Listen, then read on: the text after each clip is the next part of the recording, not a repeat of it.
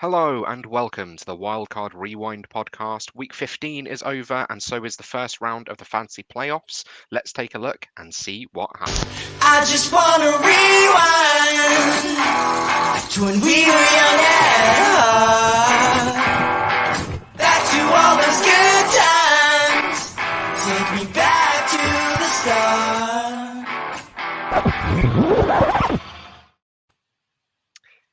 Yeah, it's that time of year. We're through week one of the playoffs, or nearly, pending the result of Monday Night Football tonight.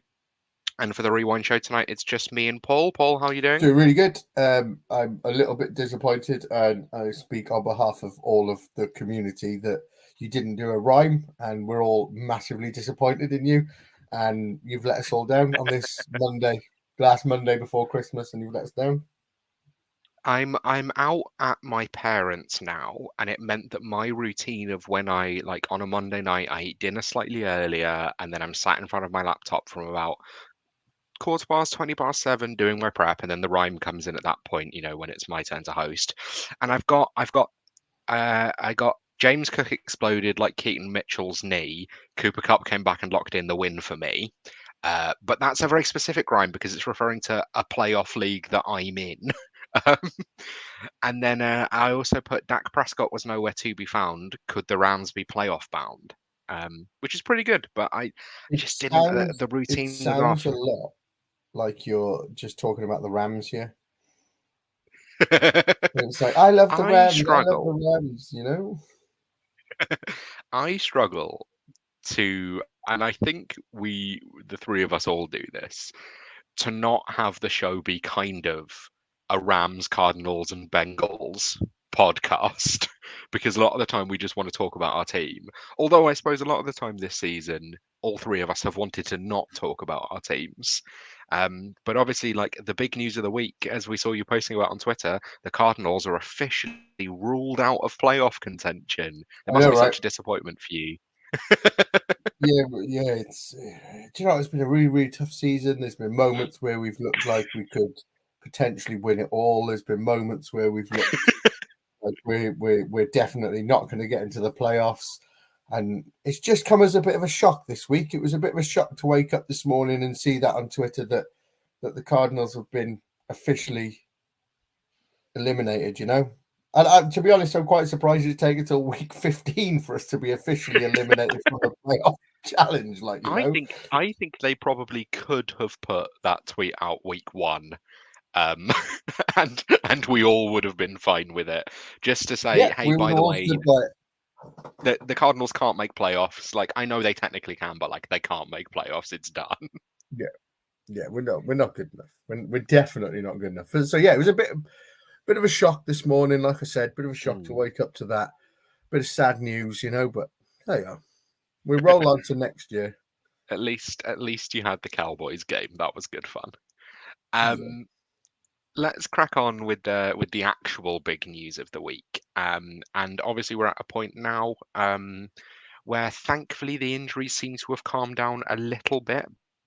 But obviously, with where we are in the season, obviously coming into the semi-finals in most fantasy leagues, although I do still have an 8-team home league, which finishes next week, and the final is between me and my best friend, and we'd be the first ever 2-time champs, whoever wins it. But yeah, anyway, it means that every injury is very significant because it really affects what could happen in the finals. The biggest one of this last week was Keaton Mitchell, with actually one of the worst knee injuries that I've seen in a very long time. The hyperextension went all the way back the other way, and it had been a real shame because he'd really come through quite surprisingly for a lot of people and looked fantastic. But the question I wanted to ask you off the back of it is, with the impact obviously in the playoffs being more serious when it comes down to those waiver wire pickups, could Gus Edwards end up being a league winner this year? Simple answer is no. I don't think he can. I think they've got a couple of tough games. And if I'm honest, I know it's easy to look back on the season and whatnot, but I always feel like as soon as a running back gets injured at the Ravens, we're like, Gus Edwards is the answer. and he's never really been like a truly elite player and not a player that we're like, oh, he's incredible, he's amazing. Can't, he's always been that. What's the word? Like he's sort of like he does what he needs to do to be effective. Yeah. But it's not something that I'm going to go, he's going to take me to a championship. For example, if you're into the semi-finals, you're probably going to have to start him if you had Keaton Mitchell in the starting position. But the Ravens are playing the 49ers this week. Oof. Now that's going to be a tough game. And I feel like both teams are, this could be a Super Bowl preview kind of thing, like, Yeah, for sure. and I feel like, you might see both going out there to make a statement and sort of go, look, if this is what we're going to bring at you and stuff like that. So I think both teams are in for a bit of a tough time on the weekend. So I'd be a little bit worried with Gus Edwards. He may get you a touchdown and he may get you some more. So, he's probably looking at like he's going to put up 10, maybe 12 points as an average. But to me, I don't think he's the key player that's going to take you to a final. Yeah, I think I tend to agree. He had a few weeks where he had multiple touchdowns. I think it was either 2 or 3 weeks in a row. And it was such a shame if you're the Lamar owner because they'd storm down to the red zone and then it would just be Gus Edwards rushing touchdowns and you'd get nothing from it. I think I agree that like Gus Edwards always gets the job done for the Ravens and is going to be okay for fantasy. Like if there's a big injury midweek or if you kind of desperately need, I can't imagine you were relying on Keaton Mitchell. But if you kind of find yourself needing someone, you probably can start him in a pinch and he'll probably get you 10 to 12 points. But I don't think he's going to explode over the next couple of weeks, especially with that being the playoff schedule, which is slightly scary. I'll be really intrigued to see that Baltimore Miami game, week 17.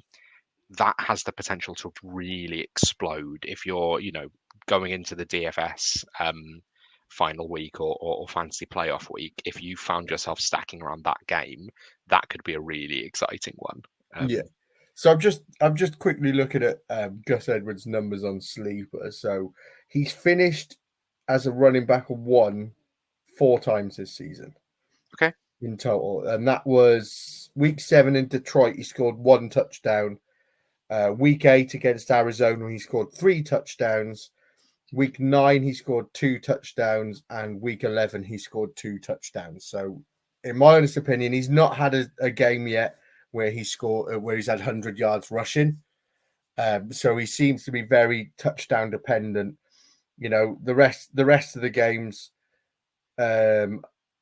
So what the season RB 45, 22, 47, 35, 37, 37, 6, 3, 11, 36, 48, 63 or 16. He's either all or nothing, I think that really tells the story that like it's very touchdown dependent, but the majority of what you're saying was like 30 something or 40 something, which is probably going to be like 8 to 12 points. Like I think that's what you can expect from Gus Edwards unless he just gets all the red zone work and explodes for multiple touchdowns. Yeah, so this week he got a touchdown. He got 58 yards, touchdown. He had 1 reception for 11 yards as well, and he finished with 13.9 points and RB 16. And I think that's what I'm kind of expecting from Gus Edwards, Yeah, I think that's very understandable. I do think he's probably a priority waiver pickup if he's available. But I also wouldn't be surprised if he's not available in a lot of leagues if people just kind of hadn't dropped him from back earlier in the season when he was kind of the priority waiver pickup. Yeah, I don't think out in the first place. I don't think he'd be available in many places, to be honest. No, I wouldn't be surprised if he's not hugely available across the board.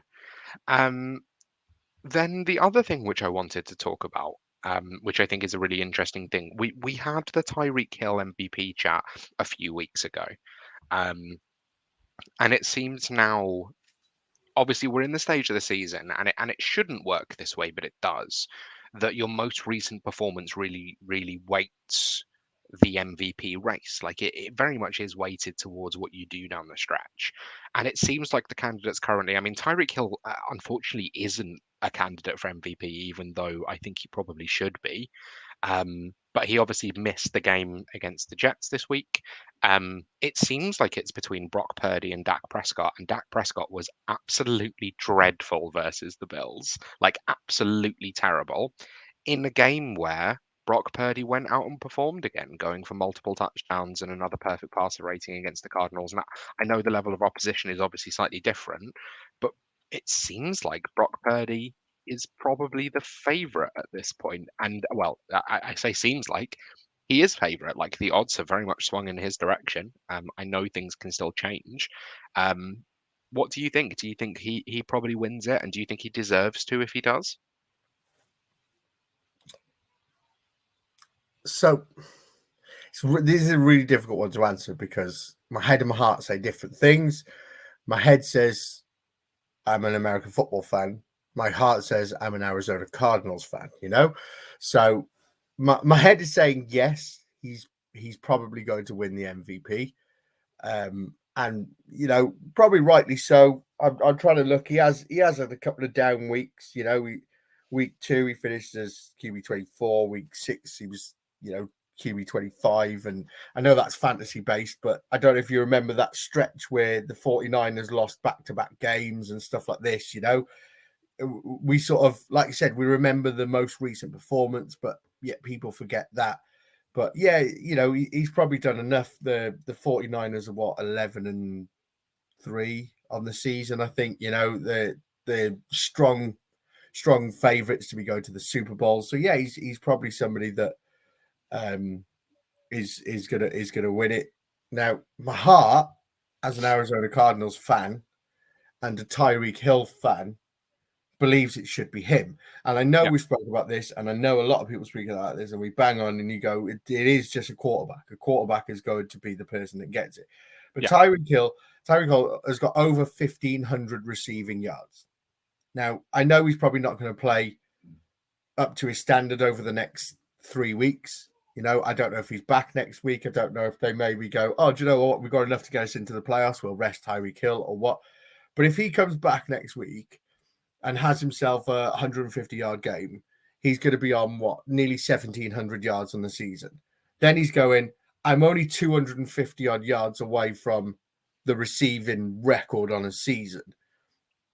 And then I kind of think that he's the type of player and he's got the type of personality to go, I want to go and get that record. yeah. Now, we're talking about a player that if, over the next 2 weeks, if he gets 150 yards both times, he's on 1,850 yards on the season. He's less than 100 yards away from, is it Calvin Johnson's record? Yeah. And Cooper Kupp has got close, didn't he? Cooper Kupp was second, but he was still like 70 or 80 yards away. I don't think it was that much where I looked earlier, but Oh. you know, they're both 1900 and something, so they're both in the same ballpark. But yet, you know, we're talking about somebody that another, you know, if he did 300-yard games now, he'd be the top 4, maybe top 5 best wide receiver season that we've seen.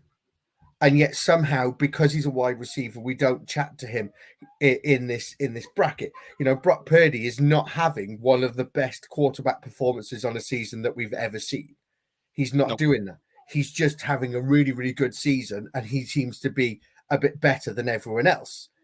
You know, and yet somehow he's the favorite. But Tyreek Hill is having an absolute worldie of a season, and because he's a wide receiver, we don't put him in this category. You know. And I think it's really interesting because in the same vein, and I know that it's not quite as historic as Tyreek Hill's season could be, but Christian McCaffrey's like 300 rushing yards clear of the next running back. And Brock Purdy actually came out and said, I think CMC should be MVP, not me. But like, if you're looking at like most valuable in terms of like better than peer group, better than the rest of the other players in their position, the two of them are clearly having such statistically better seasons than everyone else. And the problem as well with this award is that it's not just most valuable quarterback. It's like most valuable quarterback statistically as well as also on a team who's doing fantastically. I think and because when you look like I think we should be talking a lot more about Lamar, and Lamar's statistics don't really back it up, just in terms of like his passing stats and in terms of like the touchdowns thrown and yards. Like he's 15th in the league in terms of passing yards. He's thrown for 17 touchdowns, which is 12 less than Purdy. But like in terms of most valuable and in terms of his play, he's put the team on his back. And like, I don't know if you can honestly say like Lamar is the reason, especially like watching the game against the when the Rams played the Ravens last week. Lamar is the reason that the Ravens are winning games. Is Brock Purdy the reason that the 49ers are winning games? I don't think so. I think it's everyone else, and I don't want to sort of disparage Purdy too much because he's having a fantastic season, and I don't really like that thing of being like he's a game manager, he's not even any good. Like, no, he clearly is good. Like, I don't know if we can say he's elite. I don't know if we can say that he's MVP, but he clearly is a good quarterback. But like, I don't know if you can be the most valuable player in the football league if you're not even the most valuable player on your own team. Yes, agreed. And the problem is that we always they seem to like overshadow like defensive players and stuff like that as well. They don't even like they're not even into consideration. It is literally just a quarterback and stuff, And I Yeah, understand that a quarterback is a main piece and he's the person that's got to get the ball to all these people and he's a link in everything. But you look at some of that players on that defensive side of the ball for the 49ers, they're people that have the defensive side have won the 49ers games yeah, as well, and I don't know. I don't want to take anything, like you said, I don't want to take anything away from Purdy. He's having an absolutely fantastic season. And he is getting the ball to the people that he needs to get to when Kyle Shanahan tells him to get to him, And he is doing well. I just don't like the fact that we brush over people that are having yeah. an absolutely insane season. Like you said, Christian McCaffrey, Tyreek Hill, they're having insane seasons based at their position, and we're not even putting them into consideration. Yeah, I saw a really funny tweet earlier, which was saying that like the argument of whether or not Purdy is MVP is the same as the argument as to whether or not Die Hard is a Christmas film, in terms of you have a firm opinion on it, you're probably not going to change your mind. There's not a huge amount that people have to add on either side. Um, and my answer is I don't think Die Hard's a Christmas film, and I don't think Brock Purdy is the MVP. Lewis. Are you in the Die Hard's a Christmas film camp? Me and you, me and you we're like destined to be together, okay? We're going to literally stand here and go, Brock Purdy shouldn't be MVP, and Die Hard is not a Christmas film. And I swear, anyone that listens to this, do not message me now and go, Die Hard's definitely a Christmas film. It's not. It's not a Christmas film. It came out in February. Yes. They released it when they released that film into the cinemas. It was released in February. You don't release a Christmas film in February, okay? It's just set at Christmas. Iron Man 3 set at Christmas, okay? Yeah. Oh, I'm so glad that you agree. We're about to have an argument. Jurassic World set at Christmas. Don't see me banging on their Christmas films. That's the thing. I think no. Let's not get into whether or not Die Hard's a Christmas film. This is a fantasy podcast. Let's move on. What have you done to me? Let's move on to our next segment, which is Rewind the Tape. This is a segment where we talk about things that we've learned from the previous week that have helped us as fantasy managers. Paul, what do you have for this week? So I'm gonna. It's not something that I've learned this week. It's more of what I've been reminded of. Okay, so I've been reminded that the game that we both love and we come here to chat about and everything like that can be a cruel mistress. Okay, so as we all know, the one league you want to win is your home dynasty league. Okay, or your home redraft. They're the ones you want to win. You give up every other one for your home league. Okay. Now, my home dynasty league is insane. It's an insane league. We're all literally so close, and it's such a tight league and everything like that. And it's just amazing league. I absolutely love it. But I've been absolutely crippled this week. Now I'm the reigning champion. Nice. Subtle brag. I'm the reigning champion, but this week I've had to go into this week with CJ Stroud out, Tyreek Hill out, Oh, Jamar Chase getting injured. Yeah. I had to start Kyler Murray. okay. I've got Joe Burrow on IR. And you're just going, Oh, mate. it's just one of them where sometimes, and I've made it into the playoffs, the first round of the playoffs, and I'm playing the guy that I played in the final last year as well. So it's Yeah. probably salt in the wounds a little bit there, but sometimes you just get reminded on how this game, you think you know it, Yeah. and then it just rips you apart. So that's going to bring me on to my next thing. Now, my amazing friend, who I'm going to declare my undying love for, Matt FF Dynasty, the weatherman, put out a tweet earlier about some of the fantasy studs of 2023 season. Okay, QB Dak Prescott, he's QB3 on the season. Running back, you got Bijan Robinson, RB12.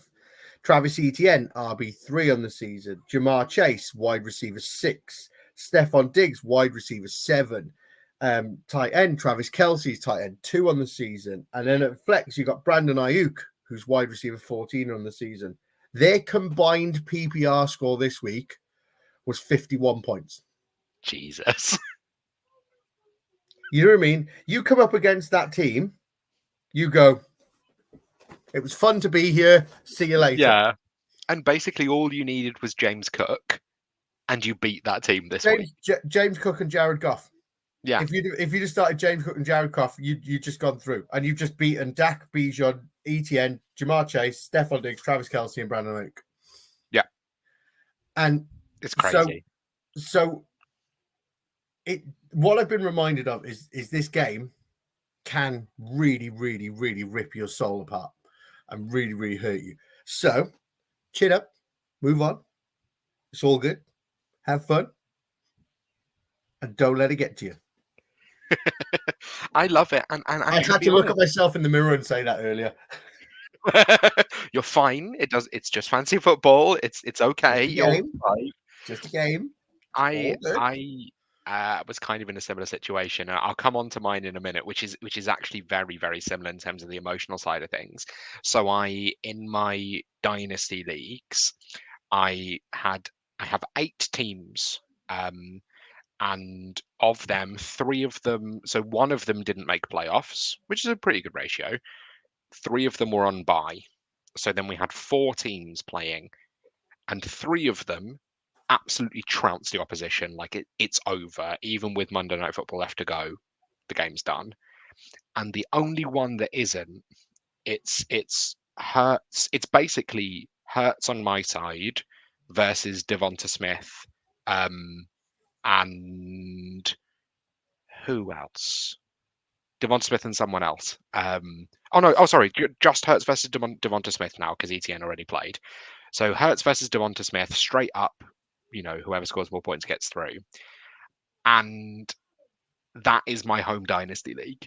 And I'm like, that is the one that I want to win, and it's the only one that didn't absolutely sail through the first round. And I know what's going to happen.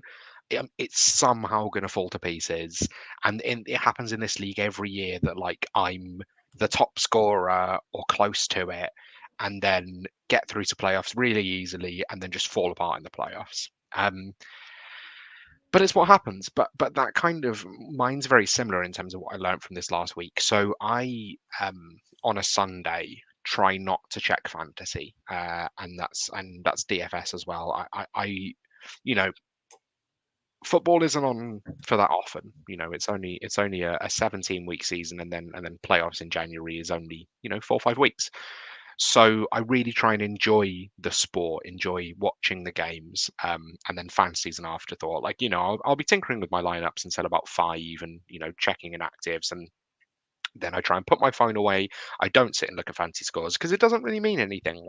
Especially when you're during the first half of the 6 o'clock kickoffs, and you're like, oh look, I'm winning, and you're like, yeah, but no football's been played yet. So I really I just, predicted to win. I've got a 78% win rate and stuff like that. And you look yeah, an hour later, and exactly. all of a sudden you're on 22. Like you're like, well, what the Yeah, fuck is it, I, like, you know? I'm on a 78% win rate because one player has scored a touchdown and Sleeper has decided that means the matchup's over. And I try and ignore fantasy during the game. And then I found myself yesterday just staring down my teams and just staring and seeing what was happening. And also, I'm in enough leagues that like every time a player scores a touchdown, I'm like, yeah, no, oh, I don't know.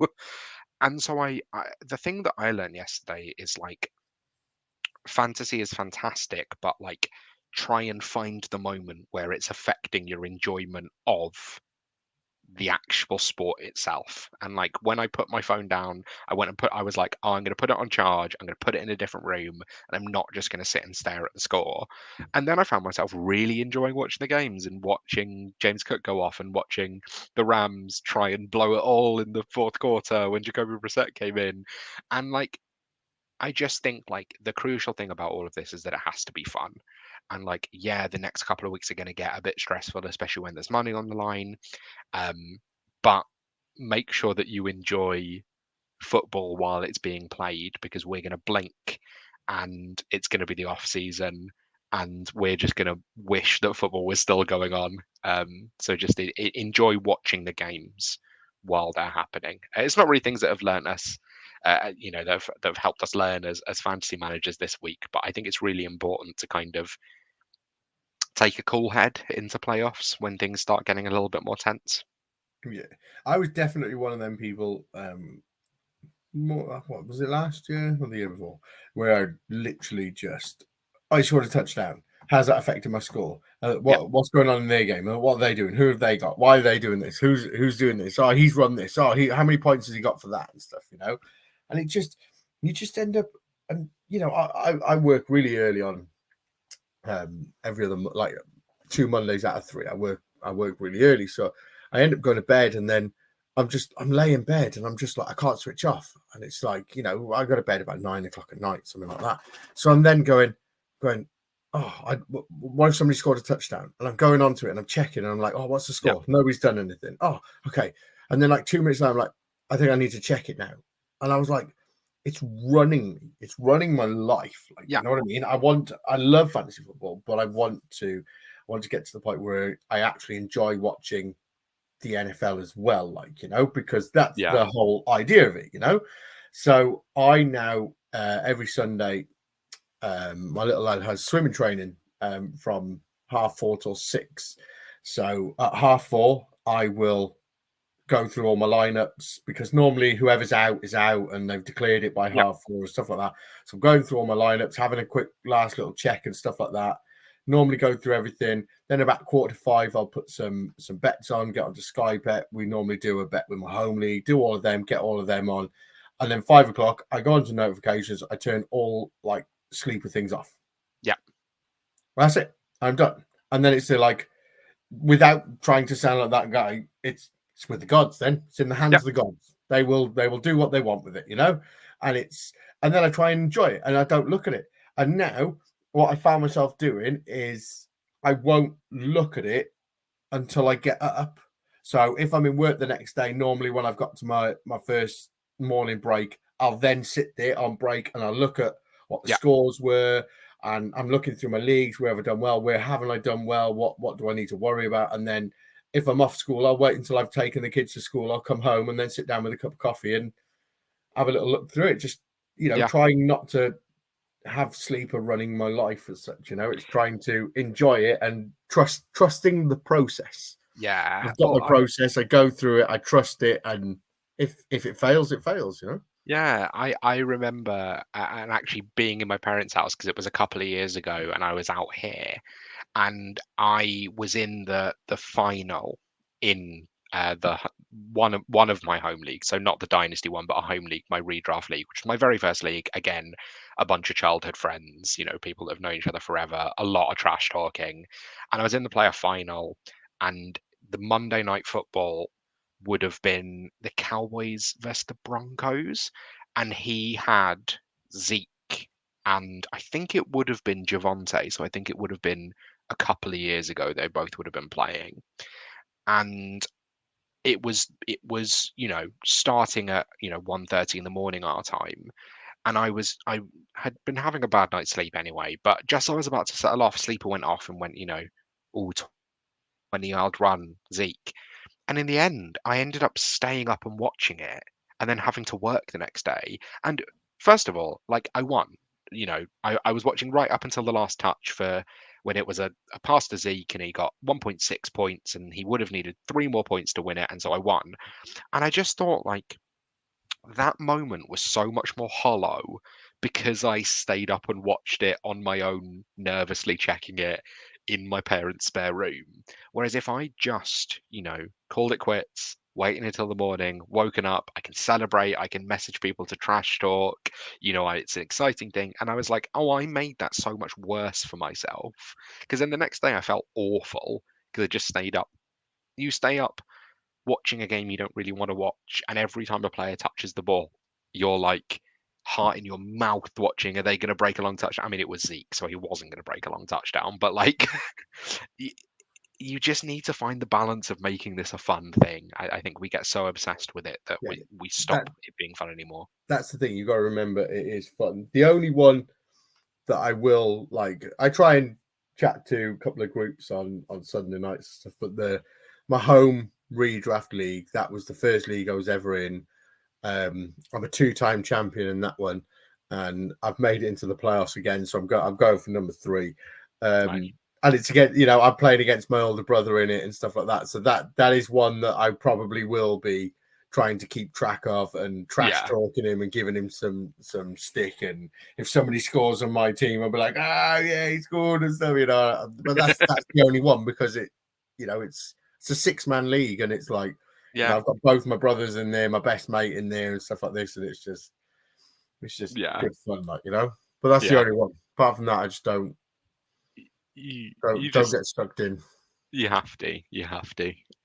Let's move on to our next segment. So this is our fantasy stud of the week. Here we're going to look at an under the radar player who could overperform and exceed expectations in week 14. Paul, we both had a decent time. So I went for Matt Stafford, who was QB 11. You went for Joe Flacco, who was QB 14 in the end, with all said and done. Both pretty solid. Might not have won you a week, but definitely didn't let your team down. And it was a weird week this week in terms of the top quarterbacks. Like, if you run through the top 12 quarterbacks, Jared Goff, Baker Mayfield, Aiden O'Connell, Brock Purdy, Gardner Minshew, Derek Carr, Jake Browning, Lamar, Easton Stick, Nick Mullins, Matt Stafford, Russell Wilson. So, like, no one was really helped by their quarterbacks this week. Can we just talk about the Raiders? How can they go from losing 3-0 to winning 63-20? Was it 63-21 or something like that? And you're like, what? Because the Chargers are one of the most talented teams in the NFL, but like absolutely cursed. It was incredible. Like, it just so wasn't what I was expecting to wake up to. No. And like, Brandon Staley did such a fantastic job in LA and clearly just was not the guy.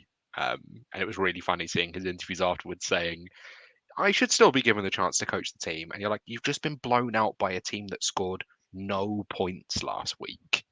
Yeah. Ridiculous. Then Hannah did not have such a good week. She went for Logan Thomas, who caught one pass for 7 yards. Hannah doesn't seem to have a great time when she picks tight ends. No, she doesn't, does she really? But how can we do this week? Paul, who's your fantasy stud? So I may get criticised for this, but I've gone for Jaden Reed, wide receiver for the Green Bay Packers. I think he's really starting to find his feet in that offense and shine a little bit, and he's definitely somebody that I'm really enjoying, and he's playing the Panthers. I know the Panthers are not that bad against the wide receiver, but I just think Jordan Love is really starting to impress me now. I think he's really, really come on quite well recently, and I'm enjoying to watch him, and I'm loving the fact. See, I'm loving the fact that I've got him in in a few leagues, and because he's definitely somebody that's improved a lot, and I think Jaden Reed's along for the ride with that. Yeah, So, and I think the Panthers may have a tough time this week. Although I'd love to see the Panthers win and the I'd like to see the Cardinals lose Panthers win. again. I want to get yourself that first overall pick. Let's go, baby. Let's go. I really like this one. I really like Jaden Reed. He's someone that we know Rich Cooling's been a big fan of, and when he was coming out as a rookie. I'd be really intrigued to know. So I actually sold Jaden Reed in a dynasty league this week.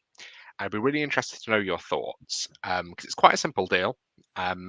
It was 5 p.m. on Sunday. The Tyreek Hill manager had no one else on the bench and was in playoffs. I'm also in playoffs, but not playing them, you see a potential a moment to take advantage and make a deal. And in this league, I have it's Cup, Diggs, Ridley, Waddle, Puka, Pickens, and Tank Dell, as well as Jaden Reed. So I'm like, do you know what? I can sell Reed. I know it's mad, isn't it? Can I come and play in that league? This is the home dynasty league that I'm probably going to be about to be booted out of playoffs in, so you can see how unlucky I am. So I went to this manager and I said, I'll sell you Jaden Reed for a 25 first straight up. And I did it. And then afterwards I was like, I don't know if that was smart. I don't know if that was the right move. Which would you take right now? Straight up, Jaden Reed or a 2025 first round pick? Ooh. Can I pass? And just not make a decision. It's a difficult one, that isn't it? I think they're quite similar, to be honest. I think it's about the right price. I think they're quite similar. I think it depends. I'd be looking as the Jaden Reader. I think in your team, yeah, you've probably got a good deal, and I'd be looking at the guy's 25 pick that you've had, and I'd be looking at his team, and if he's got a bit of an older team, then I'd be going, do you know what, 25, he's probably going to be. It could be an early 25 pick, and winner, But it seems quite a fair deal, to be honest. It felt right, and it felt with the wide receiver core that I've got. I'm like, Jaden Reed isn't touching the lineup, and is just going to explode on my bench every now and then. And this, so she's got her running back starters at Austin Eckler and Joe Mixon. So I'm like, that's a team that 2025 could start to really struggle, and she hasn't got a first in 2024 either. So I'm like, 2025, we might be all right. But I just thought it was an interesting one. She hasn't got a first in 2025 now either. No, she doesn't. No, she doesn't. I've got that. I should definitely, if a spot becomes available in this league, pass it my way, yeah. It might end up being available from this manager. Yeah. Without a 24 first or a 25 first, and Austin Eckler and Joe Mixon leading the running back room. But yeah, who's your start? Come on. It's not ideal. I've gone for Roschon Johnson. So I initially had Cole Kmet, and I went to go look for, okay, who's playing the Cardinals? What's their tight end? Let's go for Cole Kmet. And then I realized that the Cardinals are actually doing all right against the tight end position, which really surprised me. Don't, Lewis, okay? Don't. Sorry, I know you can't make playoffs anymore. I know you're really upset. No, because I in my money league went George Kittle over Sam Laporta because they were playing the Cardinals. Oh, no. Oh, no. Yep. We've done it before. Hey, I benched Jalen Waddle in that league I was just telling you about. So, we've done it. We've all done it. So, yeah. But when I was actually looking, I realized that the Cardinals are the worst team against the run in terms of fantasy points allowed, playing the Bears this week. And the Bears running back position has been really difficult. It was really split this last week. But Roschon Johnson, we often see rookies really starting to come into their own towards the end of their rookie season, especially when there's slightly later drafted. So they don't have the draft capital to come straight in and perform. And Roschon was, I think it was a 5th round pick, maybe a 4th round pick. But but he saw all of the receiving work last week except one target to Khalil Herbert. He had 30 yards more on the same amount of touches or same amount of rushing attempts as Khalil Herbert. So like it feels like he's the best back. And he's only rostered in 33% of leagues on Sleeper. So like could potentially be a shout to actually see a decent performance if he sees more work than the other backs. Deonta Foreman had something I can't remember what it finished up at, but I think it was like 4 rushes for -1 yards by the time he got there. So like I wouldn't be surprised to see Roshan start to come into his own. And I know it's a bit of a deep cut, but it could be someone that could see a fair amount of success against a team that are very bad against the running back position. Yeah, I like it. I like it. Do you want Hannah's pick? Hannah's text me her pick. Oh yeah, I'd love to hear it. Hannah's stud of the week this week is somebody on from this game, and it is wide receiver Rondell Moore. Oh, she loves Rondell Moore from the Cardinals. Yeah, from the Cardinals. She's gone for Rondell Moore. She said he's got rushing upside, and he's a bit of a Swiss Army knife. That's what she's gone for him. Do you know what? I actually really like watching Rondell Moore this last week. I think he's one of those really shifty players that's really exciting to watch. But I know as well that Hannah's always saying, normally off the air, that she's actually quite a big Cardinals fan, that she roots for them as her NFC team. So it's not surprised to see. Makes a lot of sense, doesn't it? Yeah, see her go for a Cardinals player. On to our next segment. So fancy scare of the week, looking at a hyped up player who could underperform and upset us. Well, you and I did really well on stud, and then also did really well on scare. And Hannah did absolutely dreadfully, although missing a little bit of the context. So I'll start with Hannah. She went with Jalen Waddle. Waddle was the wide receiver 2. Now, obviously, when Hannah made the pick, Tyreek Hill was active. Tyreek missed the game, and it meant that Waddle was the wide receiver 1. But not great, not a great pick from her. I went with David Montgomery. He was RB21 with 9.2 points, and it really seems like kind of that backfield is going to Jahmyr Gibbs now. He's seeing a lot more rushing work as well. And you went with Kyler Murray, who really struggled and finished at QB22. So we had a really good week. Well done us. Who do you have as your scare of the week? So my scare of the week this week is scary Terry McLaurin. Oh, I like it. So this past week he finished as the wide receiver 3. He had 141 yards and a touchdown against the Rams. Yeah. But next week he's playing the Jets. So Sauce Gardner, Sauce's boss at the end of the day, is going to be all over him. And let's be honest, that Jets defense is a good defense. Like, you know what I mean? Yeah. And I just think that the Commanders are not going to be as good as what the Dolphins were this week. I know Jalen Waddle had a phenomenal week against the Jets, but I just don't think the Commanders can command that kind of offense against a team like the Jets. So I really struggle with him this week. So I'd be a little bit worried about him this week. And let's be honest, that's the second time this season he's finished as a wide receiver 1, and I think people will look at last week and got to start Terry. He scored big last week, and he was on my bench, so I need to start him. You know, so and crucially, the majority of his points came in garbage time last week. Like, and I know they still count like it's points, but he went off after Jacoby Brissett came in and after the Rams had started benching a few starters, which would seemed to be a bad move when we ended up actually running it quite close towards the end. But like, he scored almost all of his points at the end of the game. Against the Jets, like him against Sauce will be interesting. Terry McLaurin is a really good wide receiver, and I don't think we notice because of where he plays. I'll be really interested to see who is starting for the Commanders this week, because they brought Jacoby Brissett out at a time where it's not quite clear. Like the game seemed over, but it was early enough that it could have just been a straight benching rather than, okay, the game's over, we're going to bench our starter. It seemed like it might have been okay, well, actually, let's try something different. So would it potentially change your mind at all if Brissett was starting rather than Howell?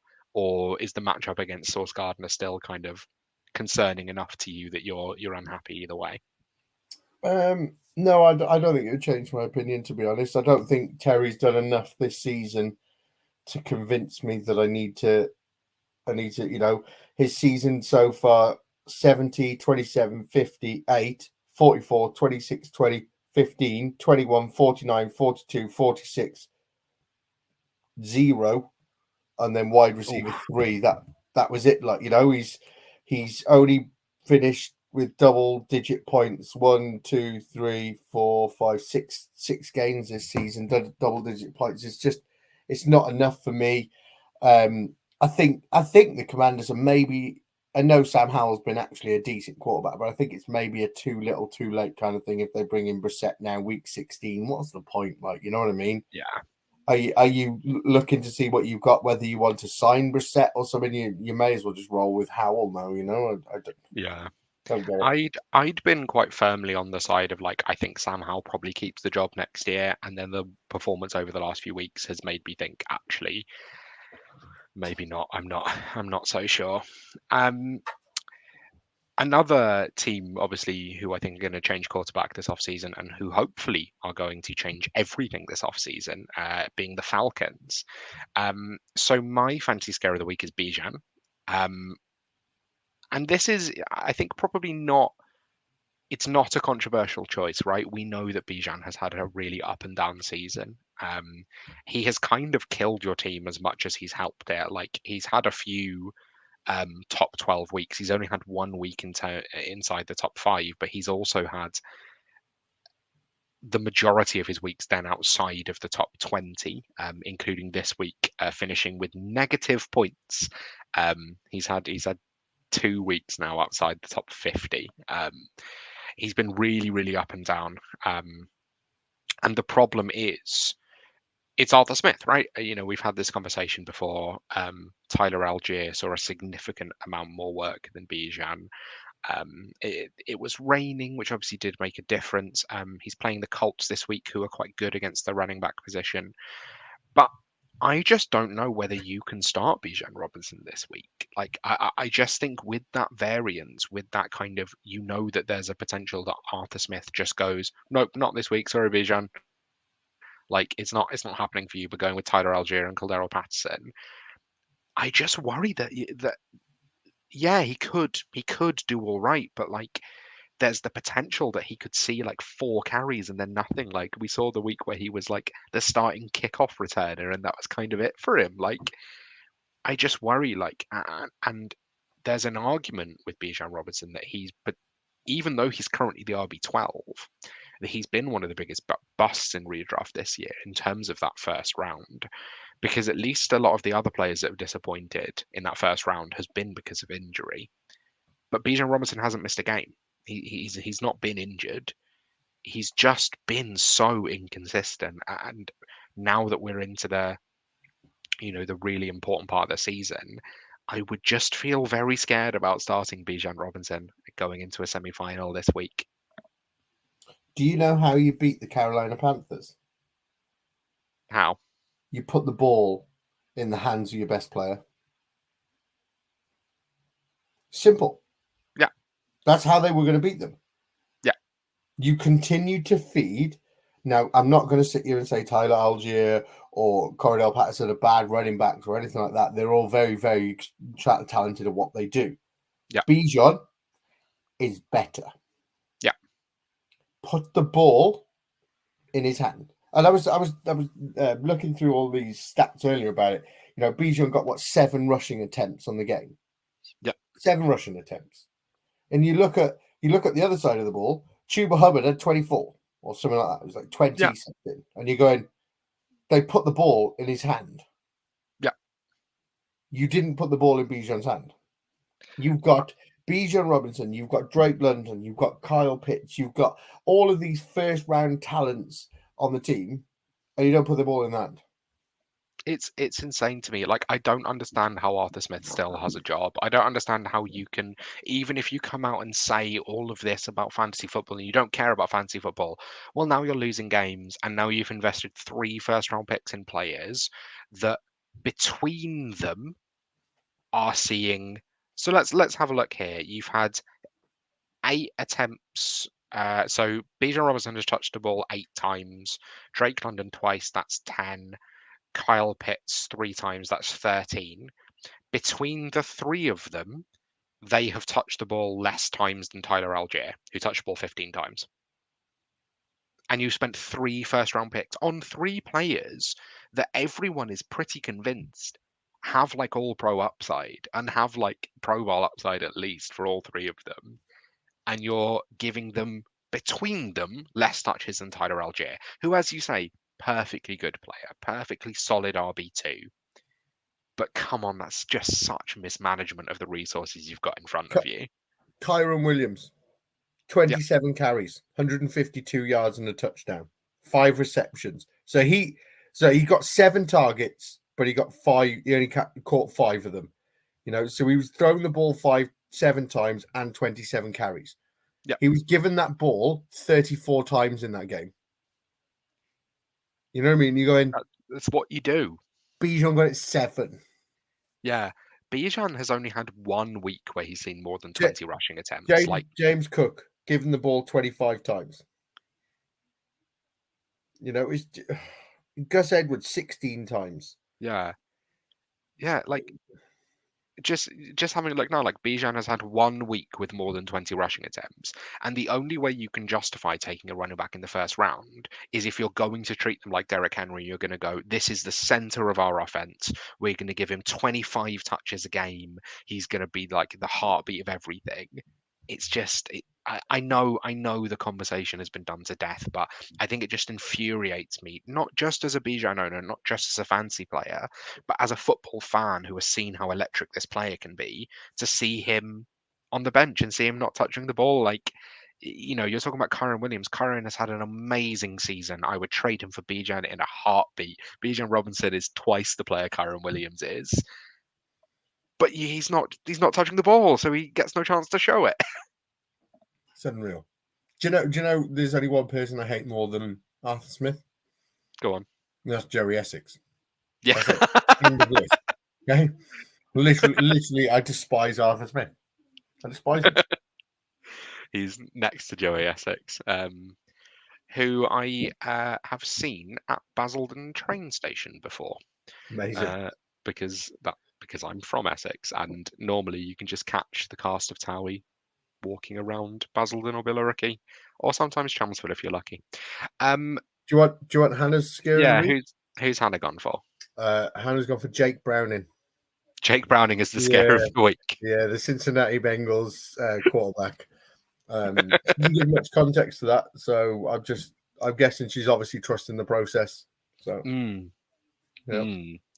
I'm really intrigued to see what happens with Jake Browning next year, and I think it's going to be really interesting with all of these like backup quarterbacks as to whether or not anyone gets any sort of job off the back of it. I think Jake Browning is now the most likely, but is like maybe will be brought in to compete somewhere. Don't be fooled by the rocks that I've got.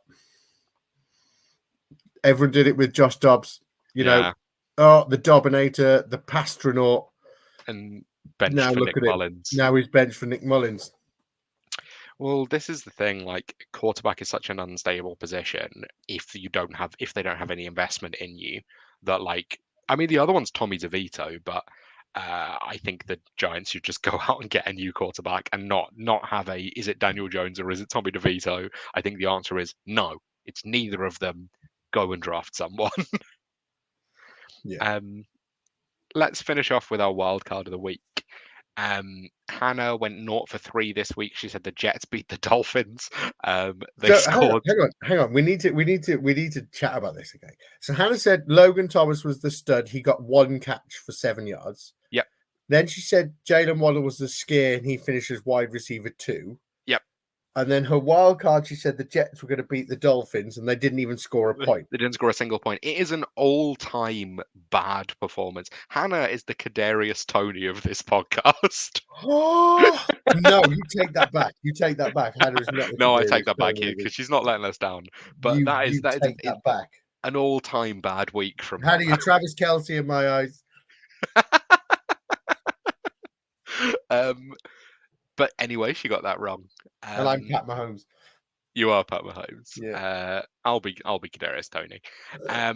You went 2 for 3, so you said the Pats would beat the Chiefs, and they ran them close for a while, but unfortunately didn't happen.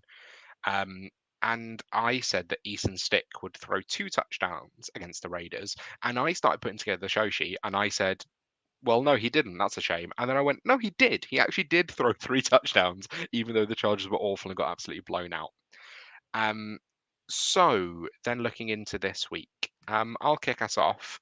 So we were talking earlier about quarterbacks, and Josh Allen actually really disappointed, even though the Bills absolutely exploded against the Cowboys, but it was mostly James Cook. I think Josh Allen finishes outside the top 12 again because I think the Bills will just run all over the Chargers. So I think he won't have to do a huge amount. And I think he will have a really frustrating situation where the Bills are winning games, but Josh Allen is letting you down in the playoffs. I like that one. Although if they go and put up 60-odd points, then kind of statistically he's going to end up with a good game, you know? There'll be a couple of passing touchdowns in there at least. Yeah, somewhere. What do you think could be a hot take? I think this is a bit of a cop-out, but I think the Cowboys versus Dolphins is going to be exactly what we expect. And I'm going for it has over 60-plus points in that game. That's exciting. I think it's going to be a massive shootout, and I think it's just going to be one of them where, a bit like the Bills-Chiefs kind of game, whoever has the ball last is going to win the game, like, you know? I think every time you're just going to be like, oh, they're marching down, oh, touchdown, oh, they're marching down, oh, touchdown, oh, another touchdown, you know? Cowboys, Dolphins, and 49ers, Ravens this week. That is a hell of a week. That should be a good fight. And 49ers, Ravens, you know, and Christmas Eve, yeah. And 49ers, Ravens, I think could potentially disappoint because I think that could be a bit more defensive. Did Hannah send you a wild card for this week? She did. She weirdly said that the Cardinals are going to win this week. I can't. I think she's wrong there, but hang on. Hannah knows her stuff, doesn't she? She does know her stuff. That'll bring us to an end for this week's show. Thank you so much for tuning in. Be sure to subscribe and follow us on X at Wildcard Rewinds. Head on over to our YouTube channel, search for Fancy Wildcard Podcast Network, and make sure you give us a subscribe. And we will see you after week 16. Probably recording a little late next week because next Monday is Christmas, and we do love this show, but I don't think we'll be recording on Christmas Eve, on Christmas Day. Paul, have a wonderful Christmas. I will see you next week.